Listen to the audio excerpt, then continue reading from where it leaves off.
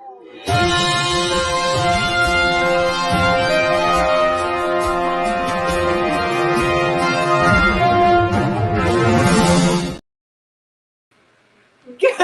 morning. How fancy was that? That's awesome. Hey, I'm the Fort Worth Playboy. And I'm Playboys Bunny. And welcome to the Morning Hustle. We have a few topics this morning. We do. I'm actually super pumped for this morning's episode. Yeah, it's going to be pretty great. We literally just sat down. Yeah, it's all good. The joys of live programming, am I right? How's everybody out there this morning? You're great. Awesome. I'll answer the hard questions. We are going to start with a maxim, and I'm pretty excited about it. We always want to give you like 3 pieces at least. Yeah. It's going to be a lot more today. But the maxim, CHATEAU HEARTISTE maxim is number 3. Whenever an attractive girl tells you she hates assholes or describes her experience in the past dating assholes and claims to avoid them now or recites a laundry list of assholey things guys do that she disapproves of, you can bet your weight in gold bricks that she wants you to be an asshole to her. She's telling you what has always worked on her in the past. It's true. And this has come so, what would you say, so full circle. I saw a girl tweeting yesterday about even if your boyfriend before hit you, when the guy asks you, like, how did he treat you? You always say, like a princess. Yeah. Because girls know now that guys become savvy enough to be listening for this, you know. And if assholes are what she's been attracted to in the past, assholes are what she's attracted to now. It's true. So that gives you an insight into what makes her tick. Yeah. You know. It's true. And I mean, I will say, you know, the abuse, the asshole thing, all of these are really strong indicators of things that girls are just naturally attracted to. But I tell girls all the time, do not talk about that part of your past. It's literally giving the next guy permission to treat you that way. Exactly. And it requires calibration too, because yeah. if you're naturally a nice guy and you have to work on being a little brusque, a little bit of an asshole. Yeah. Again, a little goes a long way. It does. You know, and you can go, I think with lots of guys, they can go overboard on the front end and then you have to draw it back. Yeah. But that's not unusual. You know, you get better at this, but calibration is the key to game. You have to be able to know like how much you pay into it on the front end. It's true. You know? And you've talked quite a bit about it's better to go out strong and then kind of learn where the boundary is. Exactly. And tab it back. Yeah, you can modern girls on apps, if you meet them online, or you know, your standard modern career girl, she can take a lot, especially on the front end. Right. It's very rare, but you know, that's the risk you take is blowing them out. But again, just your demeanor, your short use of words, you're to the point. She knows what she's getting into most of the time. You know, and that's what that dominating personality is what attracts her. And if you don't show up with that, they're disappointed. Aww. So, you know, and it all works together. It does.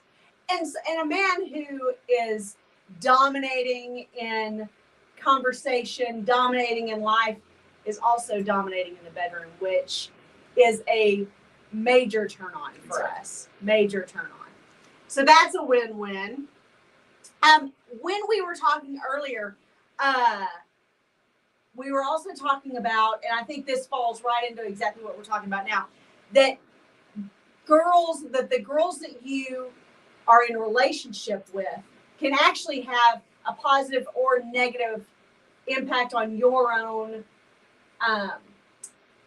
reputation, how others see you, whether it's from a beauty standpoint, whether it's from girls who are really personable. You know, I think that this would be a good time to kind of talk about that a little bit too. Well, Bunny and I were talking because, you know, we work as personal trainers. We work in a gym together. And she's very well liked, high energy, great coach. And you could put her in front of anybody. I consider her one of the best in the city. And in my mind, it always enhances my reputation when people realize that we're together, that we're a team, and I'm always confident when I say, hey, you'll either work with me or her, Yeah. But not everyone has that, what would you say, enhancing, because there's a lot of guys, I don't do this that much. I don't tend to judge men on the female they're with. I don't think about it. But we're around a lot of men who have really great taste in women. I think Exactly. that if we were around, like when you were in the Army, Yes. you would talk about like really high caliber, like Top Gun caliber guys, model good looks, Hollywood handsome, and yet they'd be with potatoes. From And home. you would talk about like that was a real. It's a very shocking, real thing. Yeah. And I mean, you would see like in the military, and it's not a secret. It's very common. It's a stereotype.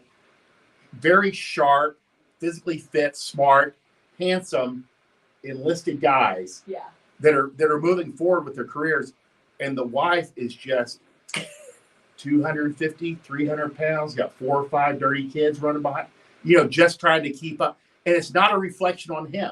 It can't be. I mean, she's doing the best with what she has. Right. You don't have a lot of resources sometimes, but you're like, it's shocking. You're right. It's shocking, and that's, it's that handsome man, unattractive one that we see every once in a while here. But like in our business, we see these really dynamic women. Yeah.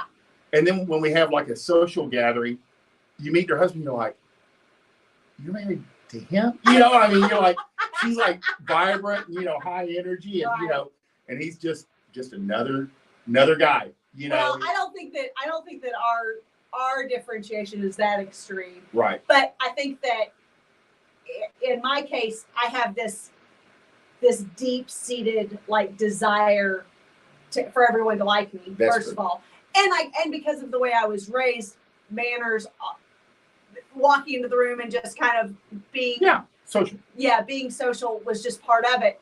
But I do think that in people's eyes, I soften you a bit in a positive way. I can like come you off. said, guys can be very brusque. Right. You know. And there's even a Chateau artiste. He wrote an article where he met the wife of an executive that he worked for. Yeah. And she was plainly overweight, plain, didn't have great man. And his opinion of that executive dropped. Right. And again, like I said, I haven't experienced this as much, but a lot of men do, especially in those environments. Right. In office environments, you tend to like be caught off guard by the spouse. Right. It's true. So let's talk next about it came up as originally, and we're really big Adam Lane Smith fans apparently, for good reason. He puts out really great information. And he's a dating coach. He is. But he's also, really, he's a marriage psychologist. He's a licensed practitioner. But he had put up a question talking about what is one trait or characteristic of your spouse that really appeals to you. And I had answered and quote tweeted it so that I could kind of get a little bit more, visual. But I put this up there and it got a lot of people going, we need to know more. So Adam Lane Smith, what's one quality or trait you admire in your partner? And I said, when we disagree, which is truly a rare thing, Fort Worth is great at leading us and putting that aside and not allowing it to bleed over into anything else. We don't go days, weeks, or lifetimes with this one little thing ruining the day. A lot of people will make really big decisions and essentially blow their lives up for a minor challenge Happens or all the hiccup. time. So you know, and when I said this to Fort Worth about this kind of getting us questions like, please tell us more. How did you do this? How does this work? Fort Worth's like, I don't know. I had to think about it. But you're really great at calibrating, like, I don't know, I can't even give an example of like what we would argue about necessarily or have a disagreement. Usually it's genuinely just that we're both exhausted. Oh, And yeah. I think that's typical for most couples. Yeah. But if we are swiping at each other for any reason, big or small, and I mean, it has happened over big stuff. Yeah. So make no mistake, it's easy to sweep things under the rug when it's a minor inconvenience. But, you know, even with big, larger altercations or things that we've disagreed on, I'm just laughing because in no way should this be seen as like I'm a stoic, well thought out. No. I'm what? But we are very good about kind of going, that's an issue that we're having here. It may or may not be resolved in this short discussion, but we both are practiced at making sure that it doesn't ruin the rest of the day. Yes. You know, it doesn't ruin the life. It doesn't bleed over into everything else. So how do you think that you've developed that? Because you very much are the first man I've ever experienced in my life that was the case. I'm going to say that I really cultivated it as a business owner. Yes. And one of my business coaches, his name's Dan Kennedy, he encourages you to have a short memory. Yeah. You know, and the way, you know, this is fitness, finances, and fucking. So they kind of all come together. When you think of like a pro ball player. Yeah. And they blow a play, they have about 3 seconds to recover and then get back to the line, and then they have to play again. Yeah. And you have to do the same thing in business. Sure. I mean, yeah, there are times when decisions are made that there should be a long change in what you're doing.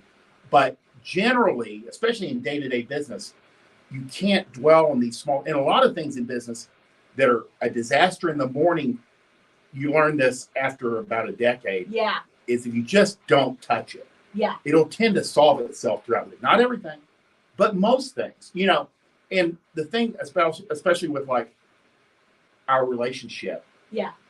In the whole scheme of things, you know, it usually gets put on the back burner. Does it really matter? Yeah. In the grand scheme you know, of you things. need some structure. You need consistency throughout your day, especially for business. Yeah. Especially in our business, Yeah. you know, which is both mentally and physically fatiguing. Right. But that's where, you know, Dan Kennedy said, cultivate a short memory. And just like a ball player, you blow a play, something goes bad. Yeah. You reset, and you're on the next play. Exactly. You know, you put it behind you as quickly as possible because you can't dwell. I mean, there will be things that like you'll think about in the middle of the night, you know, years later, I could have done this decision but generally it's best not to dwell on the day-to-day, you know. Which is very difficult for men, alpha men, strong men, businessmen. It's very difficult to go, the best action is inaction. Exactly. I mean, because guys are action takers, but we've learned that. I mean, even in game, and I put this out there, text less. Use fewer words. Yeah. Call her less. Be less visible. Right. All these things, if you think, I'm going to do just a little bit less, you'll probably actually hit it just right. Right. You know, and Yeah. that's what, and our relationship hasn't suffered because we don't dwell on the small things, Right. you know. No. And generally we can drill down to like what the real cause of the problem is. Absolutely. You know? And like I Usually said, a lot of times it really is just fatigue. it's situation. We've Yeah. been in the apartment too long. You know, I mean, a lot of it just comes down to like managing your expectations. Right. You know. Well, and some couples do better with more or less exposure to one another. And we talk often that the more we are actually together, which actually we laugh that we're together 23/7. The more that we are together, the better we are. Yeah. The better we get along. Yeah. Because we just do life together really well. That's not my personality either. You know. Yeah.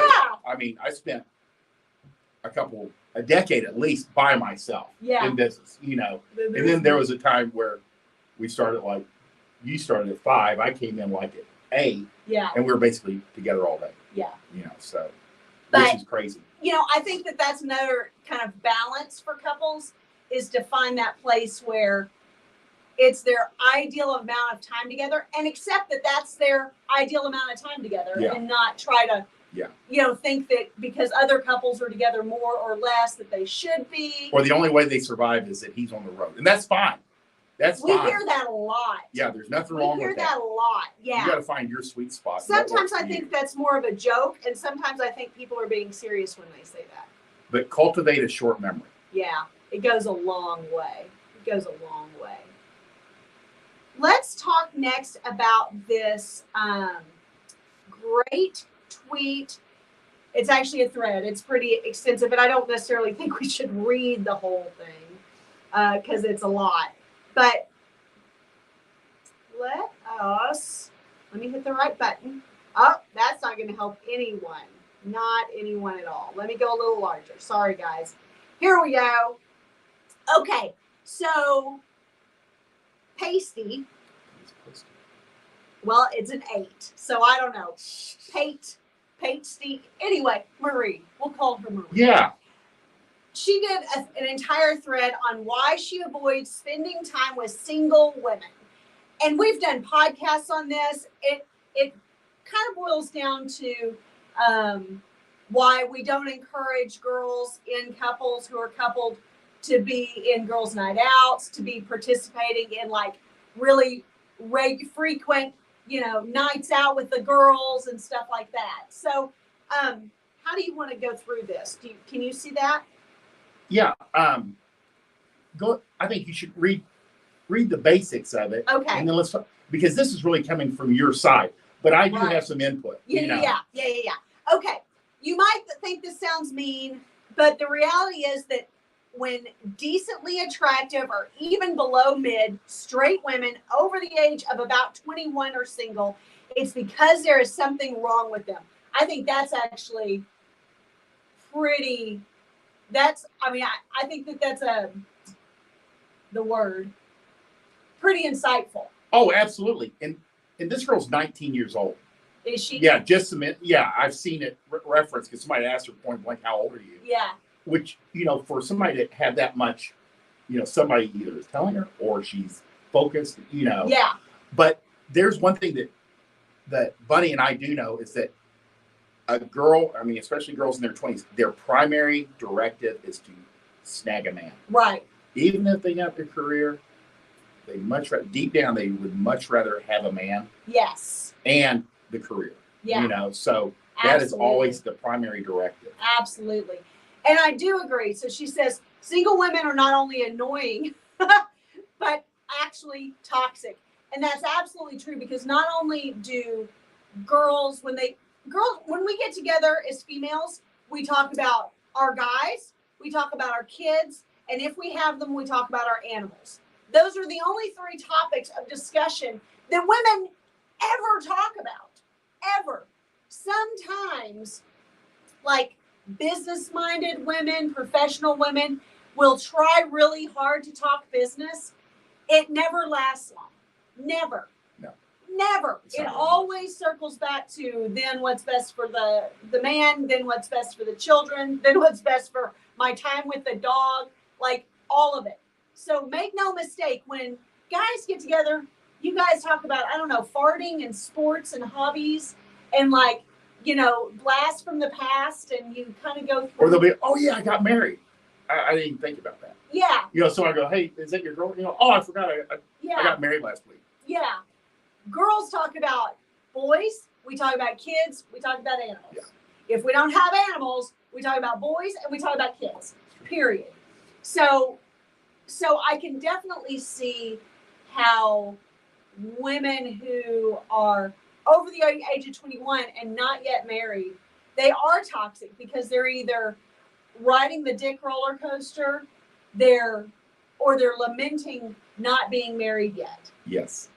And again, that's why if you're married and your wife's best friend gets a divorce, Cautious. you need to put a stop to that hanging out. Yeah.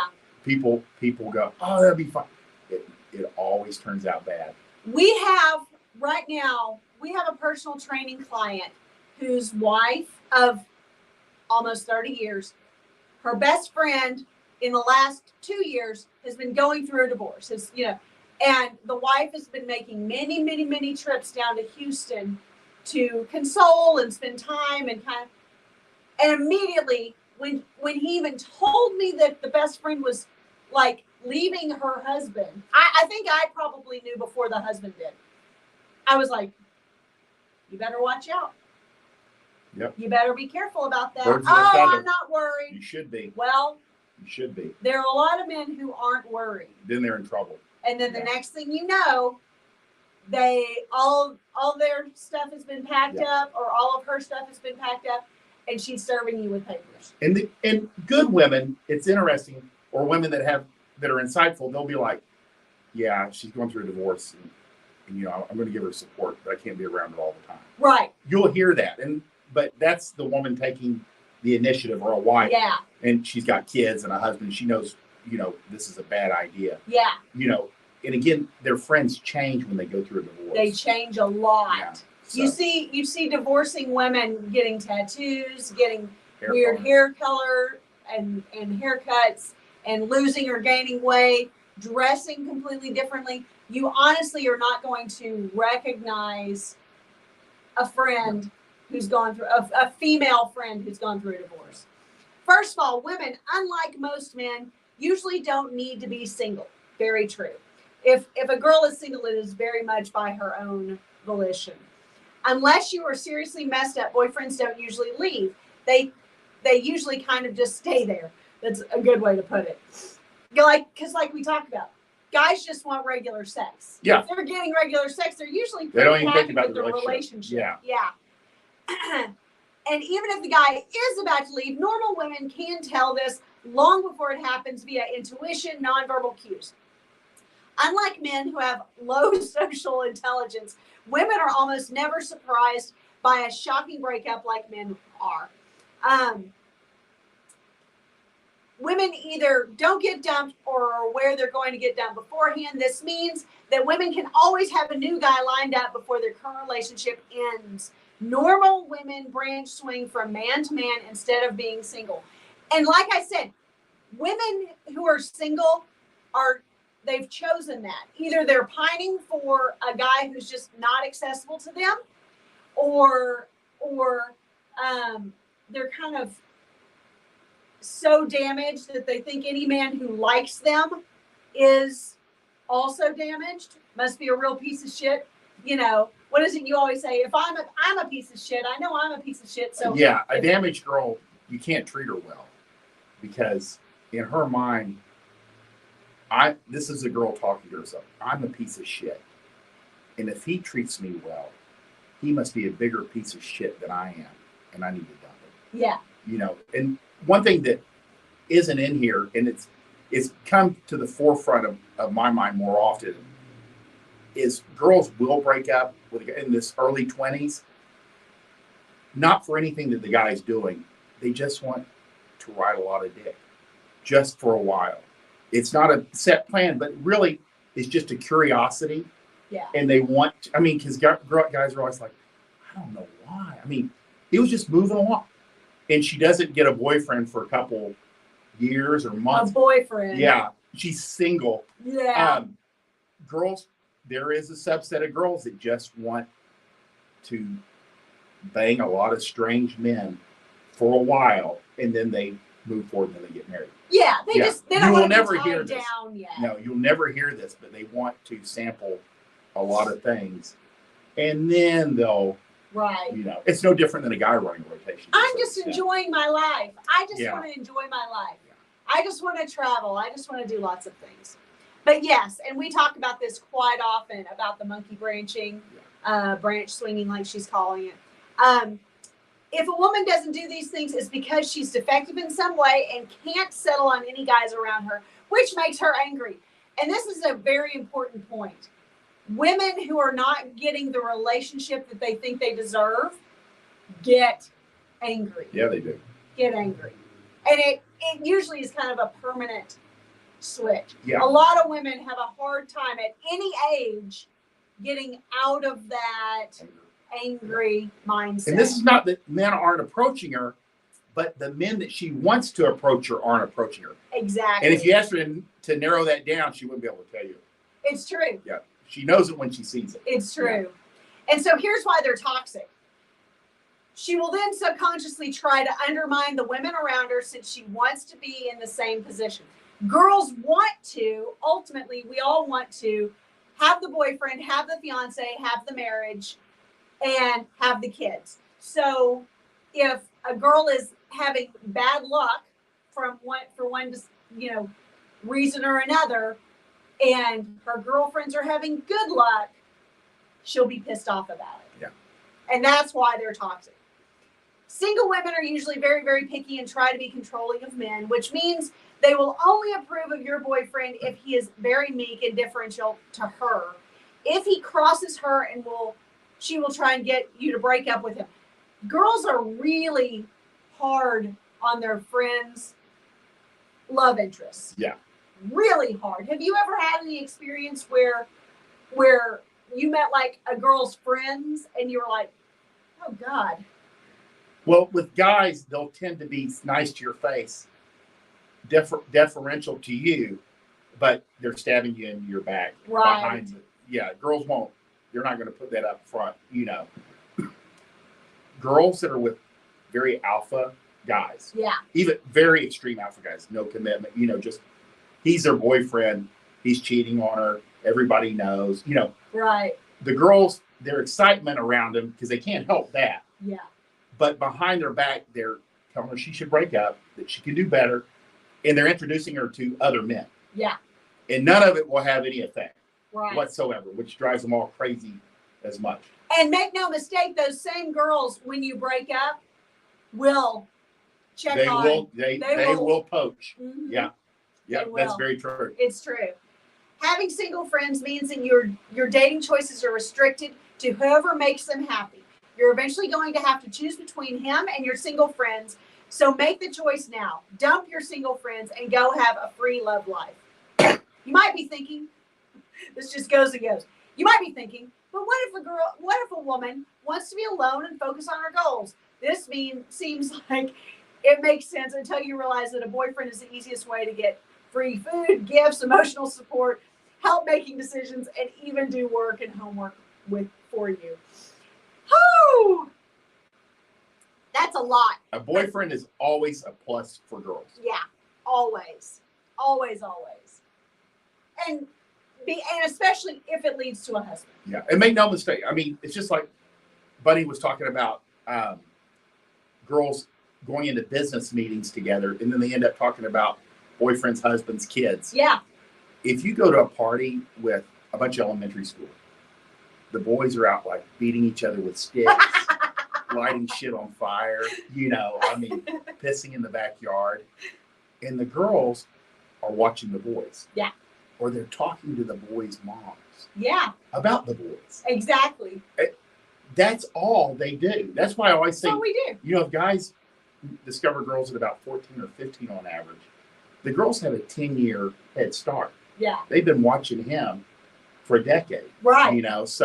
It never ends. And we do focus also on watching how our mothers are with our fathers. Yeah. How they, I don't want to say deal with them or manipulate, but in some cases that truly is the case. It's true.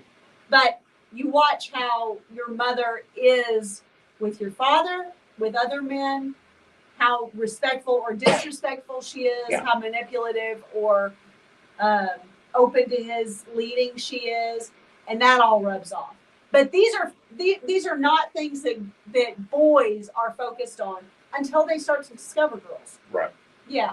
And whenever I did that poll a few weeks ago, it seemed like guys were initially kind of curious about girls around 12 or 13, which actually makes sense. I mean, I remember starting to have boyfriends, what did we call it? Going steady, I think, when I was that age, in about 5th and 6th grade.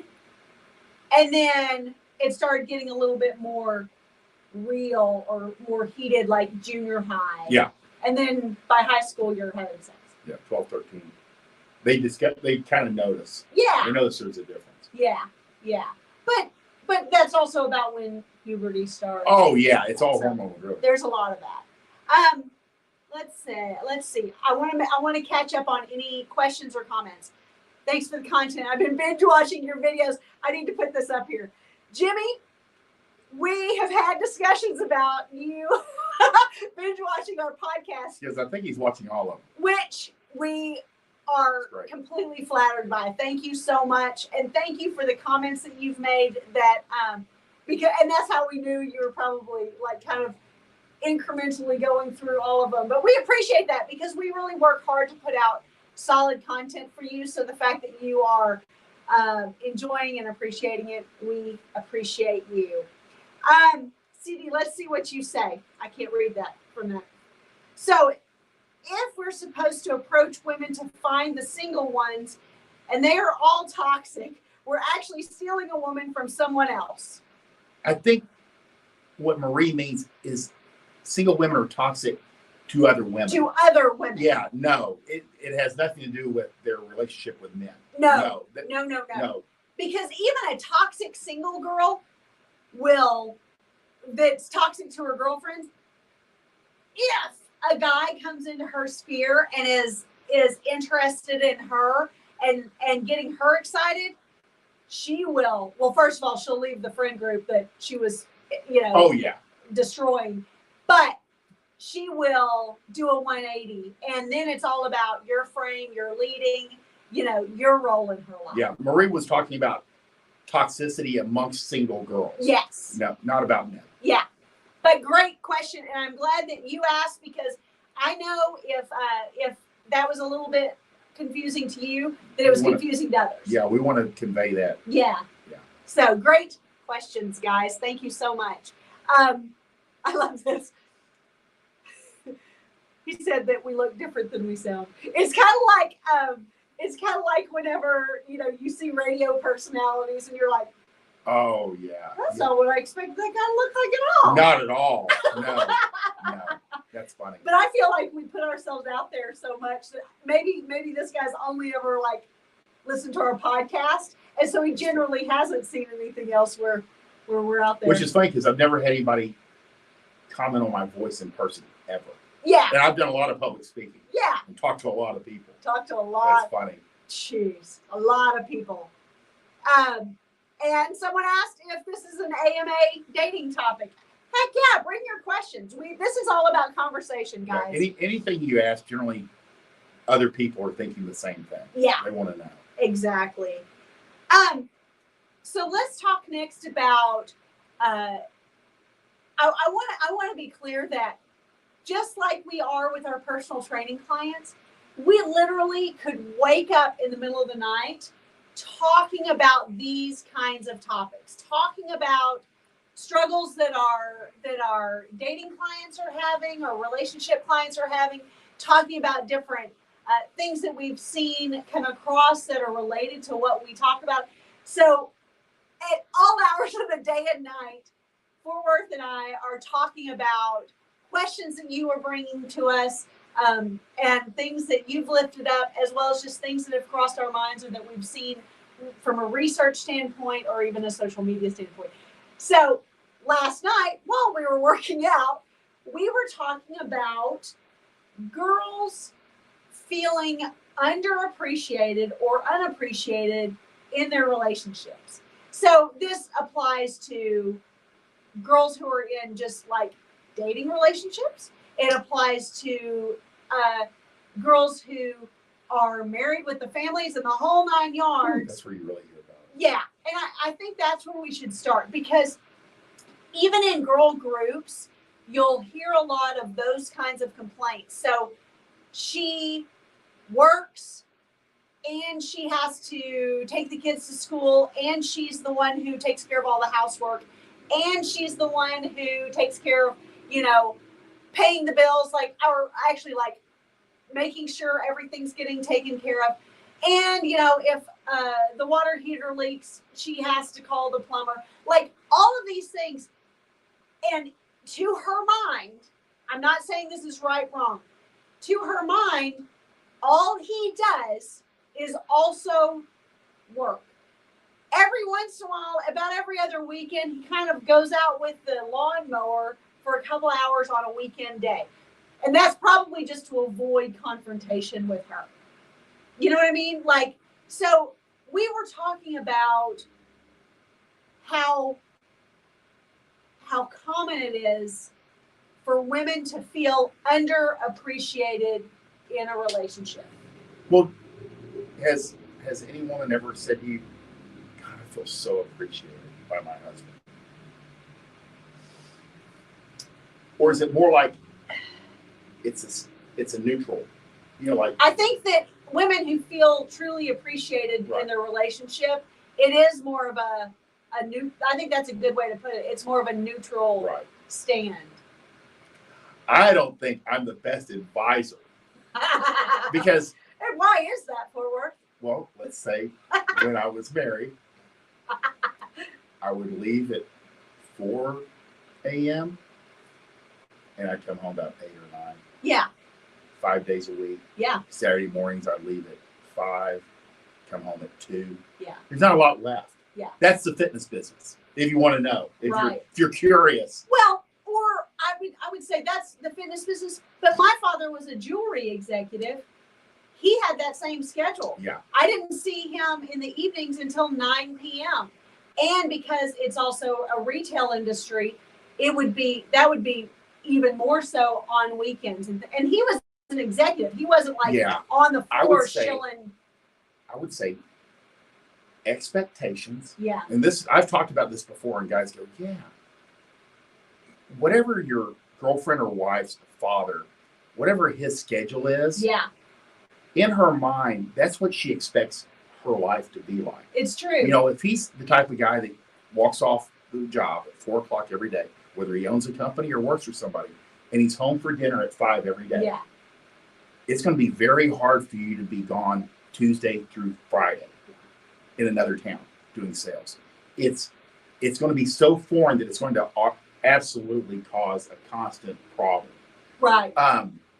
So you have to kind of look at what your wife's dad did. Yeah. And what she sees, not what she expects, because she'll tell you something completely different. Right. But watch what he does, and that'll tell you what she's expecting. Like, is he home working in the wood shop every weekend, or does he go hunting with his buddies and is gone from Thursday through Monday? And they don't see him at all. Yeah. It just depends. So that's what you have to kind of gauge what's going to be expected. Anything off that, it's going to cause friction.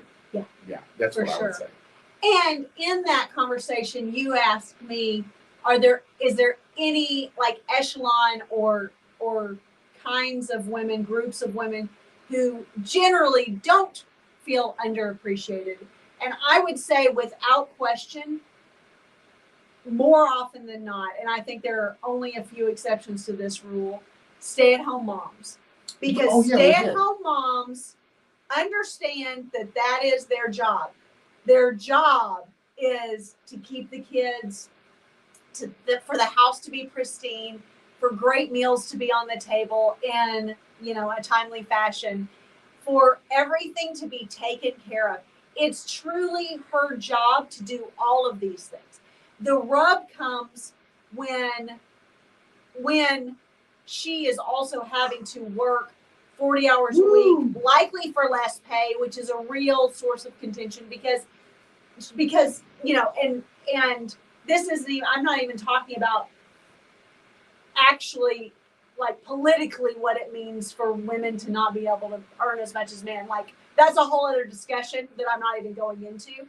But within a relationship, it's a really hard rub when not only is she doing everything else, she's working as many hours, and she's not even fucking making as much money. It's very taxing. It's hard on relationships. And the number one guilt for all moms, the number one emotion for all mothers, from the moment they get pregnant to when they pass away is guilt. Yeah. They feel guilty about everything under the sun. And one thing that they do know, I mean, you know, women started working a little bit more in the workforce like in the 70s, 80s. You know, I was actually there.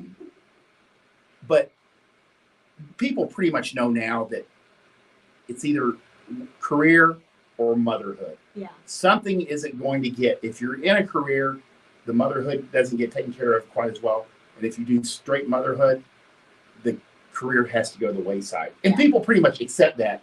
And 20 years ago, they didn't. They're like, what's it going to shake out to be? Right. Can we do both? And they tried. Yeah. But it just doesn't work out. There's just not enough hours in the day. There's not. There's not. And my father was very good about, I'm an only child, and he always kind of taught me his ways of business. I mean, I always call myself an interpreter for my father because I'm very much his right arm in a lot of ways. But at the same time, that could really lend itself to me being kind of a hard charging executive kind of mindset as a female. And he's always been very quick to hold me back from that, to make sure that I understood exactly what you just said about you can't be great at both, you know. And because he is the patriarch of the family and things of that nature, he was very clear to make sure that and I had a stay-at-home mom, so he had also always driven that point home to me that when you have children, they have to be that focused. You can't put your a career ahead of your family. Her dad was ahead of the game. Yeah, he People really have was. figured that out. Yeah. Now, finally. But he told me that when I was very young, and he continued to emphasize that. My father never set out to raise a feminist, for sure. No, he took you to the office. Yeah. He took you to the office. That's fascinating. Yeah. And I mean, I've always worked with his companies, like all of this. It's not that, you know, he didn't still give me jobs to do. Yeah. But I always called a lot of the jobs that I had with within his companies were very much like almost like just one step away from being a stay-at-home mom. Yes. Because the joy of those kinds of situations, being in a family business, allows women and young mothers period, to still be able to freely There are attend everything. situations. We see a lot of family businesses in our neighborhood. We really do. Where, I mean, even if the son is, I mean, Yep. they make a position for the son to fulfill. That way he's off at 4:30 or 5. Yeah. You know, all weekends off so they can go to the ranch. You know, it's a good life if you got it. Yeah, absolutely. You know? So. And like you always say, family businesses always pay their way better. family better. Yeah. You think probably from restaurants where kids work for free for so long, you know, that's where that perception comes from. Yeah. But if you see somebody's kid in a, you know, sub-executive or management position, he's being paid at least time and a half. Yeah. You know, or like, you know, Sure. double Sure. what the regular manager would be. Not to mention expenses. Oh yeah. That's There's a no worries. whole other topic. But I thought that was really good. That just our conversation about women feeling appreciated or underappreciated in relationships. Now we've just gotten a great question that's actually a really excellent thing to discuss. I've seen it recommended to avoid women on SSRIs, depression meds. Why is that? It creates a flat effect It does. emotionally. They can't go high or low, No. and then it also blocks orgasms. Yeah. That's a big Ugh. pain in the ass. Again, the events that lead a woman up to being, not that there's anything wrong with it. Now, this is if you have options. You know, if your wife is depressed and she goes on medication, that is no bearing on your wife. You know? Right. But this is if you have the options. You have 2 or 3 girls you're seeing, and one is on drugs. You may want to just kind of keep her along, as not take her too seriously. Yeah. Not as a girlfriend candidate, because if you got a couple girls that aren't, SSRIs are indicative of a history of, you know, mental problems. And then they present their own problems. Yeah. You're not really getting the whole person. No. And it really is sexually inhibitive.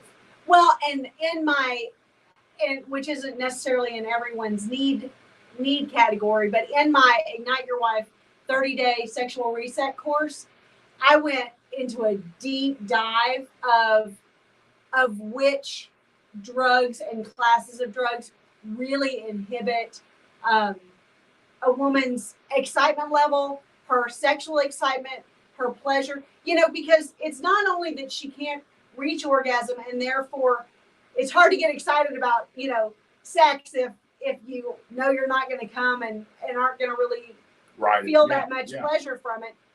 But you also don't really care whether you're going to have sex or not. So it just flattens that drive across the board. And women are notoriously lower already. Yeah, lower libido than men to begin with. So this is already a struggle point that men and women face on a regular basis.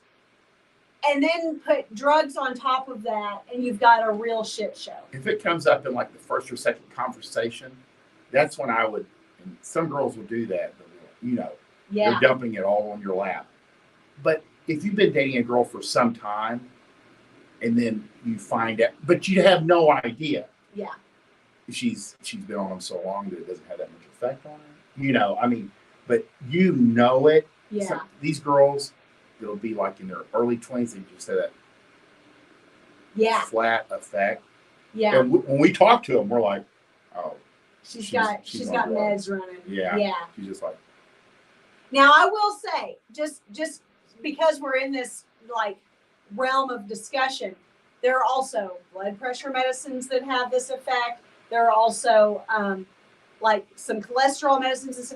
There are a whole slew of medications. So because most of our people really are, I would say 40s, 50s and above, or, I think primarily in a lot of ways, we talk mainly to men who are just getting back into the dating field after post divorce.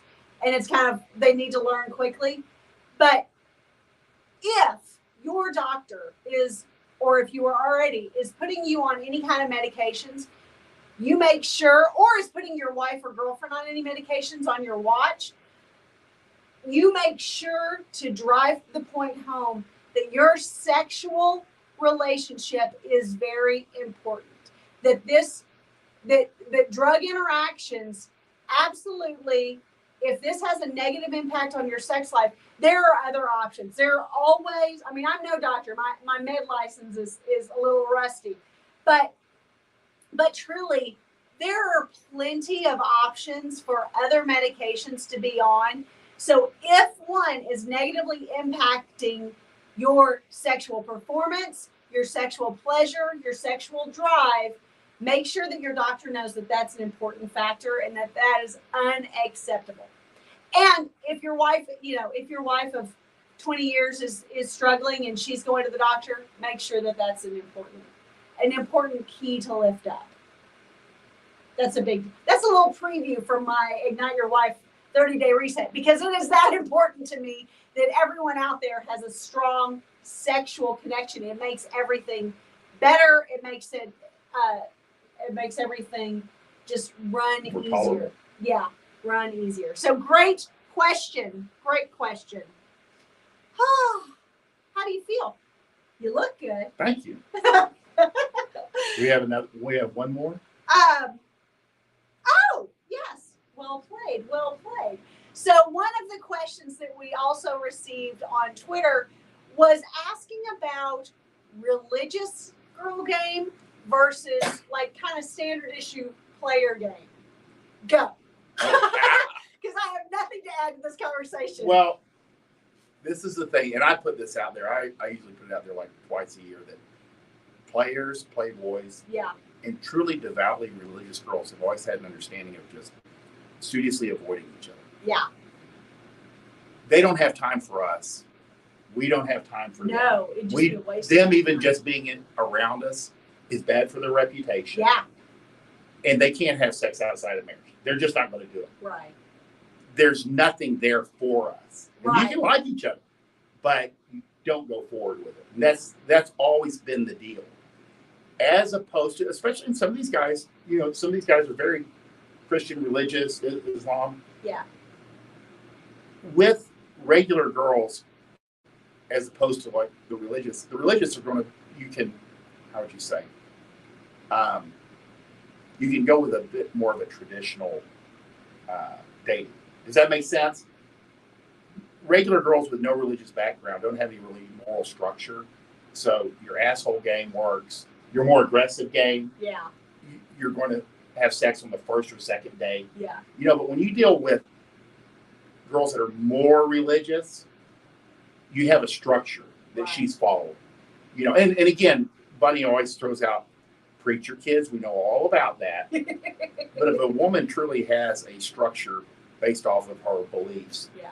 you have to kind of follow that structure. Yeah. And it's not worth the risk to throw that off. So you can kind of, asshole game won't work. They'll walk. Yeah. Yeah, they'll walk. If you go hard, because you're not what they're looking for. No. And that's why the devoutly religious girls, they just laugh. Yeah. No, I'm not got anything to do with it. Yeah. I do. I want to. I can't do that. Yeah. They're not going to. No. So that's pretty good. And again, your environment will tell you, like, if you go like DB, like Dallas Baptist University, Yeah. Your environment matters. Exactly. So a lot of that comes down to, are you at a state school? Are you, where do you meet her at? Mm-hmm. So then you kind of have to feel it out. Yeah. Those MRS degree schools. Yeah, we talked about that. They're often religiously based, religious affiliations. Yeah. That's a first indicator of kind of her mindset going into college. And again, this comes down to calibration. Let me put it this way: run your regular game. If you're picking up a religious structure, calibrate that to tab it back. Yeah. Just do your regular thing, and then not to blow her out. And then here's the problem also. Oftentimes these overly religious girls will turn you on at first because it's almost like a challenge to you guys. I think it's almost like something that you want to win, to conquer. But in the long run, oftentimes you guys, players, get very bored by this. And 9 times out of 10, you're not going to make it past the family filter. No. She can't take you home, not. or she takes you home and they recognize you for what you are. Yeah. And you you're have out. that. And you're out of there. You have that. I dated a girl that was a twin, and her sister was marrying a preacher, and then she shows up with me, and like no one would talk to me. Yeah. Like at the family functions, she talked to me, but no one else would. It was crazy. Sucks. It was crazy. That's really bizarre. They saw you. So how long did you guys date? Because this was like couple high years. school. Couple really? years. Yeah. Isn't that crazy? Holy cow! I didn't realize y'all. It was that long of a Yeah. relationship. I guess that was her pulling away period. Oh, that's too funny. But I think that's an important point. Yes, very much so. Yeah. And I would say the difficulty there is if you're a college guy at a religious school trying to just kind of get your feet under you dating and not necessarily going, I've got to end college with a fiance. Yeah. I think that's where a big struggle might be, a rub. And yeah, and especially but again, how would you say, girls that are at college for an MRS degree, will ignore any guy that's not a MR candidate. Yeah, good point. Good point. They kind of self-select out, and the girls that are accepting your advances are pretty much just regular girls. Yeah. Yeah. There are plenty of party girls even at the MRS. Always, I thought it was fascinating. Like Notre Dame has 67% graduate married. Married already. So that's I never had any concept that it could be that high. No. Yeah. And make no mistake, the MRS degree, and I actually talked about this on the Bunny Show Live this last weekend, but the MRS schools there's a great number of them where the people are already married by the time they exit the campus. But really, more often than not, they are engaged, and then the wedding is within maybe the summer after graduation or the year after graduation. But they're engaged and often not necessarily married. I was actually shocked how many were married As they school. graduate, Yeah. that's 30% or not. That's Yeah. fascinating. I mean, because from a female standpoint, I always assume that you kind of want to like leave university and have your maiden name on your diploma and things of that nature. But at the same time, if that puts you already at the 22, 23 age range, you're like, you're ready for kids. I already had 2 kids by that time. Yep. I was married. To someone, and I went to an MRS degree school for sure, and I did not meet my boyfriend on campus. Or I did not meet my husband on campus. Good show, baby. Good show. Great show. Any other questions? Let's see. I haven't seen any other questions come through, but those were really good. Keep them coming. Again, if you want to comment below with questions that you'd like us to cover in a future show, I also have a page on my website. If you go to myplayboysbunny.com/men, there is actually a page on my website dedicated to you submitting a question for the show of any of our shows, kind of depending on what the topic of the question is, depends on where we cover it, whether it's in our podcast or our morning hustle or Bunny Show Live or lunch date with Bunny or spicy tea with Bunny and me. You know, like wherever we might show it, we do love your questions and we appreciate you trusting us to submit them. Perfect. Yeah. We love that you guys watched. We appreciate it. Keep an eye out for my next book coming up. Chicks Dig Jerks, the complete guide to asshole game by CHATEAU Artiste. It's so good. rocking. It's so that's why it's good. Forefront on my mind right now. Yeah. It's going to be good. Chicks Dig Jerks. I love it. It's a really great compilation. We appreciate you guys' time. Have a great day. Have a great day. Bye. I love it.